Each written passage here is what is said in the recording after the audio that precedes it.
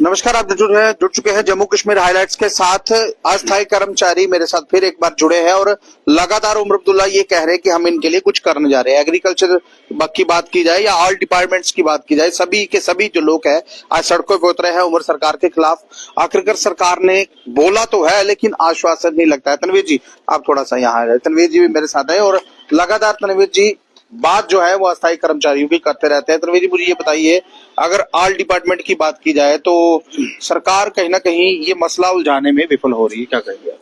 बिल्कुल, देखिए जिस तरह से बजट पेश हुआ और 6 तारीख की जो बजट सीएम साहब ने पेश किया, जनरली को उससे बहुत उम्मीदें थी और उस उम्मीदों के मुताबिक सिर्फ मैं कहूँगा 40 सेकंड की या 1 मिनट की एक लाइन जो सीएम साहब ने पढ़ ली कि इनको हम इस साल करने जा रहे हैं। कल भी एक स्टेटमेंट देखा, सीएम साहब ने बोला कि इस साल में इनकी शुरुआत हम करने जा रहे हैं। वो भी आपके चैनल पे रात को मैं एक रील वायरल देखी।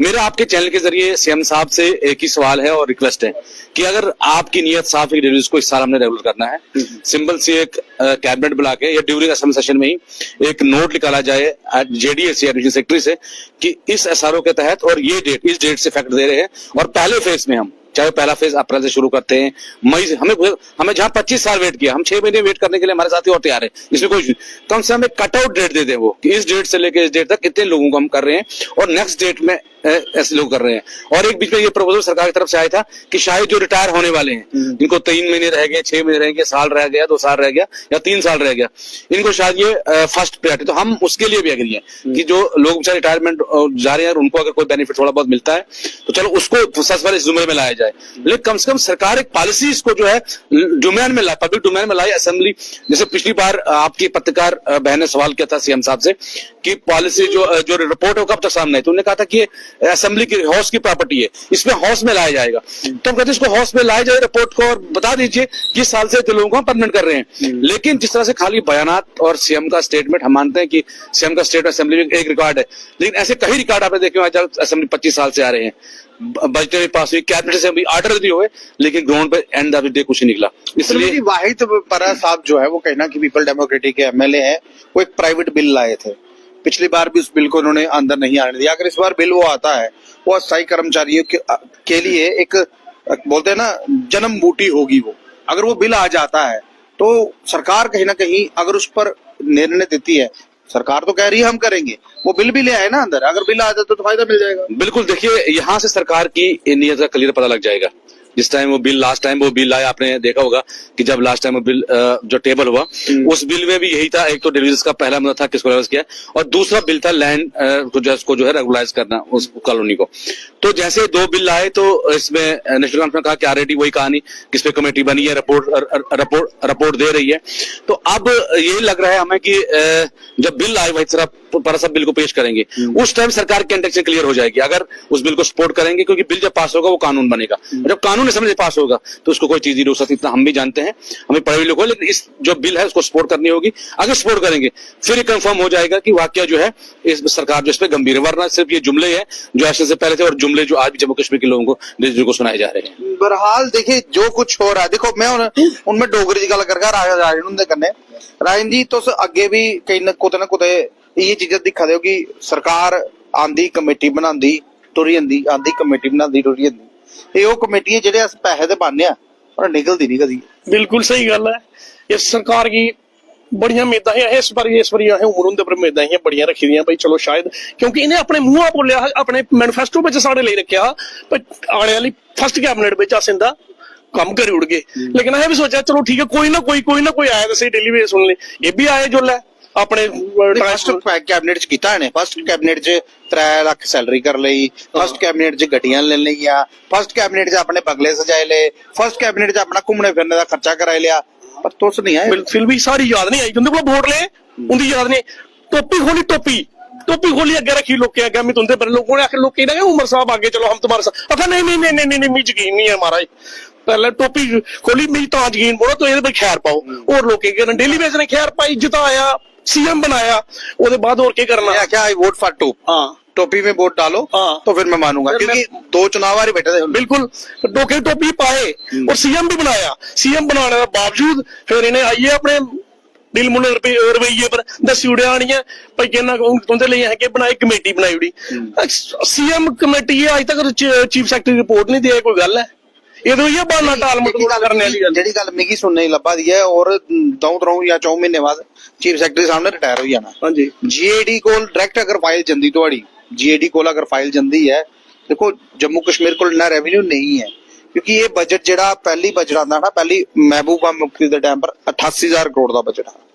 ਹੁਣ ਜੇਕਾ ਬਜਟ 43000 ਕਰੋੜ ਦਾ, ਅਗਰ 88000 ਕਰੋੜ ਚ ਨਹੀਂ ਦੋਸਤ ਪੱਕੇ ਹੋ ਸਕੇ ਤੇ 43000 ਕਰੋੜ ਚ ਕਿਵੇਂ ਪੱਕੇ ਹੋ? महाराज जो उस दिन 2 तरीक बजट आना है ना, उस दिन के मैं अपने दफ्तर बैठा था, मैं नहीं बोल के सुनाई उड़िया मैं उम्मीद नहीं रखो, नहीं जनाई मैं ना कोई बहाना मारना जे बहाना हुआ आया जी अस नहीं परमानेंट करने जा रहे हैं बाकी और कुछ नहीं आया।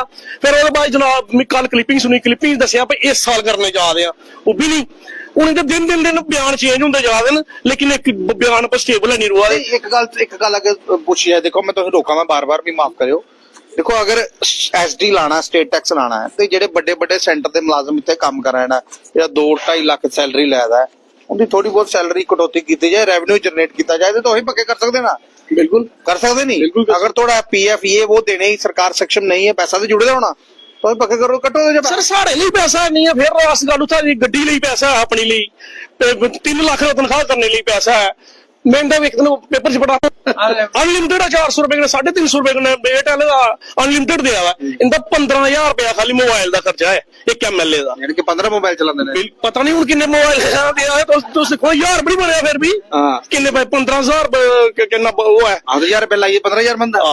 हिंदी अगर तुम टाइम का चाहिए तो उसका टफ डेट दे सानू इन्नी तरीक का लिया 6 महीने बाद जी तुम मई अप्रैल मई जून जुलाई अगस्त सितंबर महीने लिया तो परमानेंट करके जी सानू सारा जो याद ना। देखो ये इनका कहना ये कि फेस माइनर्स की लीड डेट्स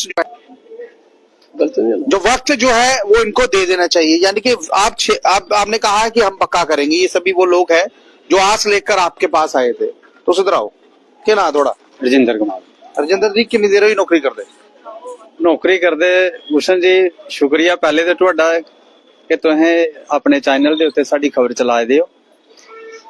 3 साल हो गए सानू गवर्नमेंट दे सर्विस करदे होए, 1995 तो लैके अज 26 आ गया, लेकिन 3 सालां दे विच असीं सरकार कोलों वादे ही सुने ना। हर बारी इहो गल आखदे असीं तुहानू परमानेंट करन लगे आ, असीं तुहानू परमानेंट करन लगे। अज तक किसी भी सरकार ने साडे वास्ते कुछ नहीं सोचा। LG सरकार भी 11 साल हो गए, इत्थे BJP दी सरकार भी चलदे पिछे, NC दी सरकार हुण 1.5 साल तो आई, साल हो गया। इस तो पहले 11 साल जेडे ने वो BJP सरकार ही रही, वो भी इन्हां ने खाड़े बड़े बारी अहें BJP ऑफिस दे बाहर भी धरना कीता, साडे नाल उत्थे भी इन्हां ने धोखा ही कीता। LG साहब नाल मीटिंग भी हुई, उन्हें भी कहा कि साडे DDC इलेक्शन खत्म होने दिओ ते असीं तुहानू परमानेंट करना, लेकिन उन्हें भी साडे नाल धोखा ही कीता। इलेक्शन करवा ले ते साडी बारी आई ते धोखा। इहो साहब हुण सरकार करदी भी कि असीं इसे साल तुहानू परमानेंट करना, सानू यकीन ते नहीं है ना। देखिए या तो एक डेट देन बिल्कुल कि असीं वो जेहड़ी अप्रैल तो असीं तुहानू परमानेंट करना, लेकिन असीं तुहानू परमानेंट करने जा रहे हैं, इहदे विच भी बड़ा फर्क है। तो परमानेंट कर दिया हमने तो 1 अप्रैल से परमानेंट कर दिया। ये अप्रैल मत आखो, अप्रैल फूल हो जाना, अप्रैल नहीं आखो, अप्रैल नहीं आखो, अक्टूबर आख दे, या अगर इस साल के लास्ट में जाना दिसंबर आख दे, हमें फिर भी यकीन हो जाएगा। लेकिन ये नहीं हम करने जा रहे हैं और कर दिया। मैं बार बार अप्रैल क्यों रोक रहा हूँ, तो आ गया हो अप्रैल क्यों बोल रहा हूँ, क्योंकि अप्रैल का महीना जो है वो अप्रैल फूल बनाने वाला होता है, और सीधा ये अप्रैल फूल चला जाए तो इधर आओ ना। क्या ना थोड़ा राजू जी कितनी देर नौकरी करते? मैनू ना करते भी 35-40 साल होने लगे। उन कितनी रही उम्र ने 50 ते 55 साल है। अच्छा ते ये 3-4 साल होर कर लांगे बस, ते पूरी उम्र इयां गल उड़ी इयां गल ते निक्के निक्के बच्चे नाल दोतरा भी है ते मेरे हाले छोटे बच्चे भी हैं, ते हाले तक इन्हां ने इयां टालो टाली लाई थी। अफसोस नहीं होता सरकार को? अफसोस है वोट लेते सन मारे चाचा भी आखदे ने, पर जो करने दे केड़ा के रोंदे हो? केड़ा के रोंदे हो? मैं रहना पटोली ब्राह्मणा दी, ब्राह्मण पटोली। यानी कि थोड़ा जेड़ा MLA है वो शाम, अच्छा बीजेपी है, श्यामलाल शर्मा। हाँ अच्छा पटौड़ी का काम ना ਹਾਲੇ ਕੱਖ ਵੀ ਨਹੀਂ ਉਹਦੇ ਨਾਲ ਅਸੀਂ ਮਾਰੇ ਵੋਟ ਹੀ ਨਹੀਂ ਨਾ ਪਾਉਂਦੇ ਤੇ ਚੰਗੇ ਆ बहरहाल देखिए ये इनका वो दर्द झलक रहा है। देखिए उम्र जा रही है, घर परिवार में कुछ दे पा नहीं रहे और सरकारें आश्वासन दे रही हैं कि आश्वासन से किसी का पेट भर सकता है। अगर भर सकता है तो आप अपनी सैलरी छोड़ दीजिए जनाब, आप अपनी सैलरी सिलेंडर कर दीजिए। अगर 3 लाख सैलरी कोई एमएलए नहीं लेगा, 90 एमएलए अपनी सैलरी 1 साल तक अगर रोक सकते हैं, ये बहुत बड़ा सवाल बोल रहा हूं मैं, अगर 1 साल तक आप अपनी सैलरी रोक सकते हैं तो बहुत से ऐसे अस्थायी कर्मचारी हैं जो पक्के हो सकते हैं। आपको कहीं जाने की जरूरत नहीं है, कहीं बजट की जरूरत नहीं, कहीं परेशानी की जरूरत नहीं है। अगर आप 1 साल तक रोक सकते हैं, मैक्सिमम रोकेंगे नहीं, आप ये बोलेंगे हम क्यों रोकें, हमें सैलरी मिलती है, जब आपको मिलती है तो इनको भी देनी चाहिए ना पक्की सैलरी। जो एग्रीकल्चर डिपार्टमेंट में ट्रैक्टर से लेके ऊपर तक जो स्किल्ड सेमी स्किल्ड की अगर बात की जाए, काम ये करते हैं, मुनाफा कोई और ले जाता है, फायदा कोई और ले जाता है।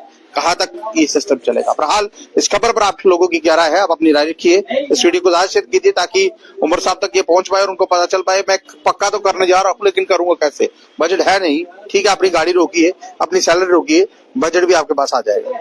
नमस्कार।